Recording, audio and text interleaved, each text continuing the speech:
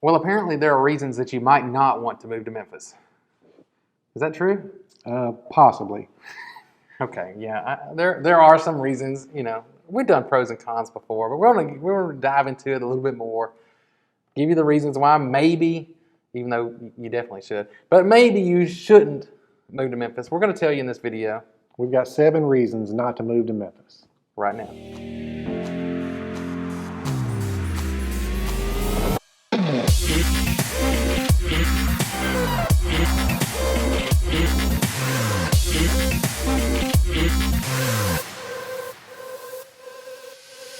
What's up, everybody? I'm Jared. Hey guys, I'm Chris. We're here on the Moving to Memphis channel, where we're giving you information like this if you're thinking about making a move to Memphis, stuff you want to know. Also taking out, showing you all the different neighborhoods, suburbs, areas, everything you want to see. We're showing you that here on this channel. If you want to see that, make sure you get down there, hit the subscribe button, and make sure you click the bell too. That way you get notified when those videos come out. You definitely don't want to miss those. No, don't miss them, guys. And if that's you, you are relocating here, you know you're going to be making that move to Memphis, take it one step further, guys. Reach out to me at the number below. Call, text, email. I want to talk to you. Let's talk about that big decision about relocating right here to Memphis. Yeah, that's right, y'all. We want to take care of you, keep you from singing the blues. About your move right here to Memphis. That's right, y'all. So we are going to give you this information here, the reasons why maybe you shouldn't move here to Memphis.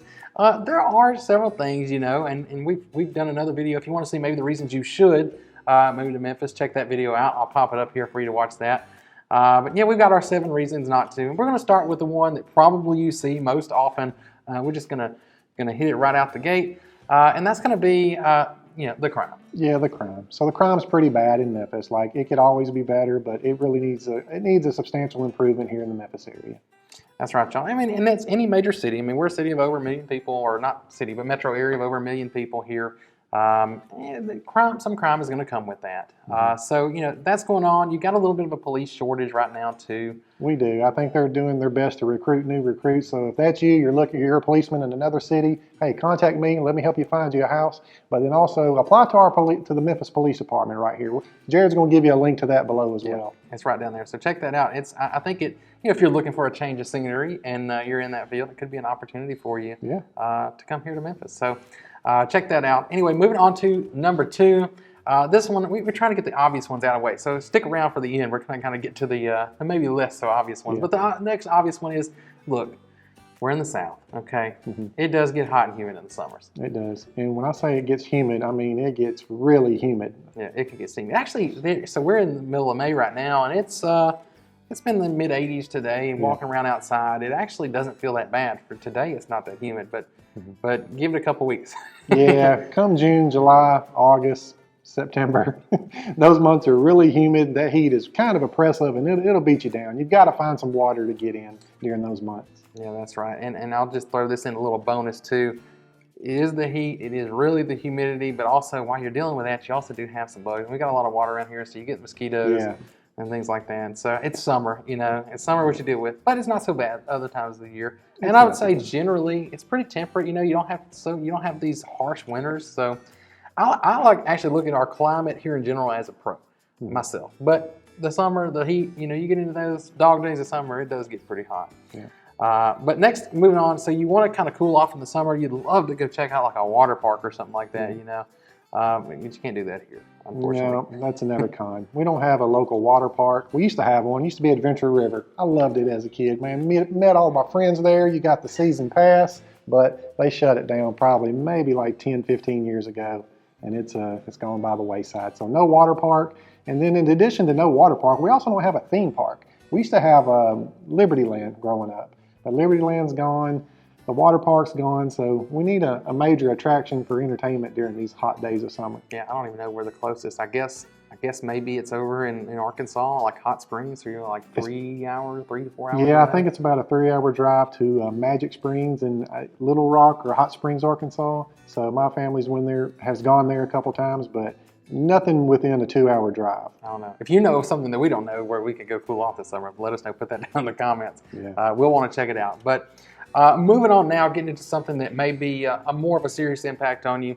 there are sometimes some inner city power outages that you have to deal with, and a lot of that's due to the older infrastructure and things in the city. Yeah, so the inner city, all the power lines are above ground, right? You got the power poles, you got the power lines running, and then also, because that is the older part of town, you've got all the mature trees. So you've got the limbs and things hanging over the power lines, and when these storms blow in, which is kind of like this time of year, summer, spring, and even fall, you get these straight line winds that come in, the branches break down, knock out the power lines, and you get quite a few power outages in the inner city.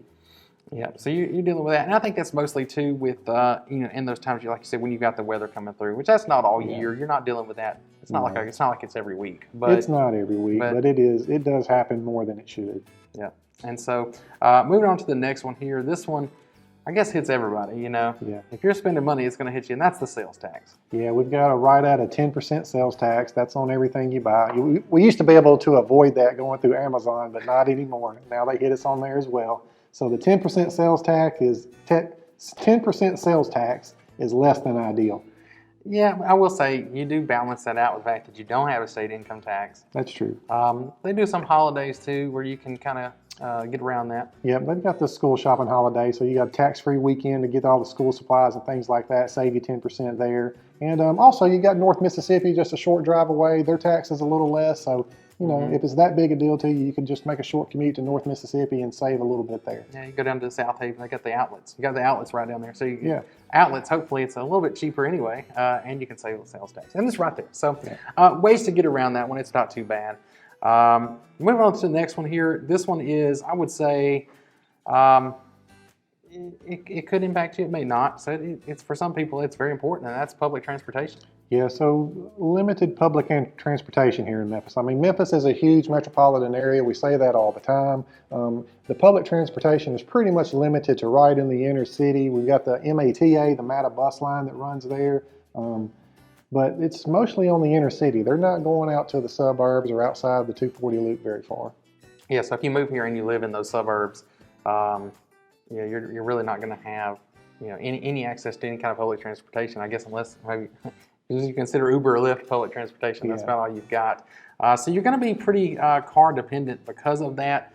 And if you're going to be getting to work, and it's also generally not really very walkable. No, it's not. There again, because it's such a large area. I mean, there's some neighborhoods are walkable, but for the most part, if you're in the suburbs and things like that, you're going to be pretty much car dependent, right? Yeah, pretty much. And except for I'll throw this in like the South Bluffs area. That can be pretty walkable. They've got the new little grocery store down here. You've also got kind of part of Midtown, like Cooper Young area is kind of walkable. Sure. Harbor Town's fairly walkable, but even if you live in those areas and you work somewhere else, you're going to have a car. So pretty car dependent. But then we're getting on to the very last thing here on the list. And this, I would say this is important whether you have kids or not, just because of how this impacts property values and other things. And that is just kind of, if you look online, you look at niche.com or is it greatschools.net or .com, we'll put those links down below. You'll see the schools in the city of Memphis don't perform. They're a little underperforming compared to maybe some other schools outside of that. There's definitely some exceptions to that, so we're not lumping them all into one basket, but some of the schools are a little underperforming. They could use more resources. They need more teachers, to be honest with you. Some of the public schools are a little bit underperforming, but Dr. Ray is doing a great job of improving that. My wife's a public school teacher, so she's contributing. So if it's a problem for you, we'll be part of the solution. Let's not just talk about the problem. See where you can step in, do some tutoring, read to these young kids. They need your help. I feel like we're doing some we've done recruited police officers, and now we're come out. If you're a teacher too, you want to come somewhere, you got an opportunity. We're like a headhunter. We're a national headhunter. That's not really not why we're making the video, but hey, that's what it turns into. But look, whether you're a police officer, a teacher, or a doctor, we worked with doctors potentially coming to look at work at St. Jude, which is another cool thing we got here in Memphis. All kinds of different fields, all kinds of opportunities are here in Memphis. So there's a lot more reasons I think why you should move here than the reasons why you shouldn't. So if you're thinking about making that move, make sure you keep watching these videos. You don't want to miss these. Get down there, hit that subscribe button, and click the bell. And you'll see as we tell you this information, take you out to show you around all these different areas. And of course, if you really are serious, you're looking into making a move here to the Memphis area, then call me or text me at the number below. Jerry's going to give you the number. Send me an email. Reach out to me. I want to talk to you, and let's start this process about your relocation right here to Memphis. That's right, y'all. You know what we say, we want to keep you from singing the blues about your move right here to Memphis. Yep. So thank y'all for watching. Hope you did like it. Drop us a like down there if you did. It helps us get this information out to more and more people. If you got a question, maybe this didn't answer, or some other thoughts, put those down there in the comments too. We want to hear it, and other people want to know. Maybe if you're local and you got some insight, let us know down there. So anyway, thank y'all for watching. Hope you did enjoy it, and we'll look forward to seeing you on the next one.